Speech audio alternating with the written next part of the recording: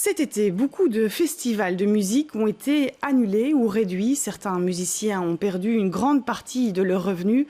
Alors l'ASBL Victor et Bertha a décidé d'organiser des concerts déconfinés pour répondre à l'urgence de la situation de certains artistes. Un festival spontané où nous allons retrouver Jim Moscovix. Bonsoir Jim, un moment pour les mélomanes qui se fait rare ces temps-ci, Jim.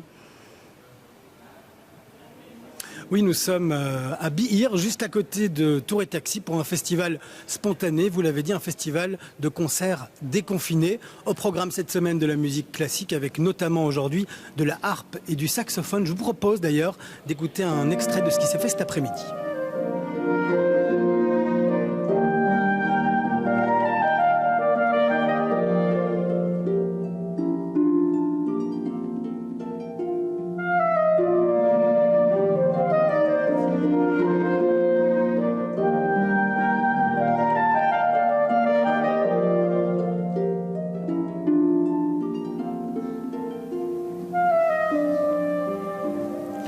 Vous venez d'écouter Meta Ensemble qui s'est produit donc cet après-midi et qui aura une deuxième représentation à 18h30. Je suis accompagné de l'organisateur du festival. Alors bonjour, c'est un festival spontané. Ça signifie que l'initiative est citoyenne ?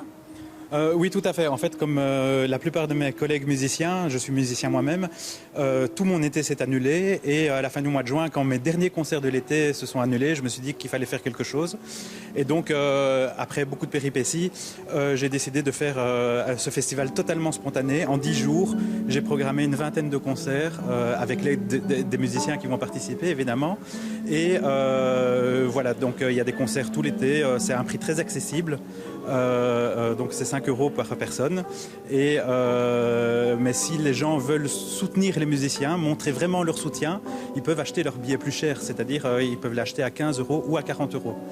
Voilà, mais le prix de base, lui, il est de 5 €. L'objectif, c'est de soutenir la culture. Est-ce que vous pouvez nous en dire un petit peu plus? On a entendu déjà ce qu'on va pouvoir réentendre aujourd'hui à 18h30. Mais c'est quoi le programme de jeudi et de vendredi? Alors demain jeudi, c'est un ensemble qui va faire de la musique baroque sud-américaine avec aussi un peu de Bach.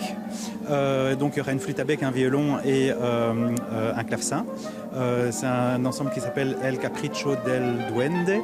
Et vendredi, là, ce sera aussi de la musique baroque, mais italienne cette fois, avec Scherzi Musicali. Et donc ils vont faire du Caccini avec une chanteuse et un théorbe. Voilà Adeline, vous l'aurez compris, une belle initiative pour soutenir la culture. Il reste des places pour les représentations de jeudi et de vendredi. La prochaine représentation, vous l'entendez derrière moi, elle débutera d'ailleurs dans quelques minutes.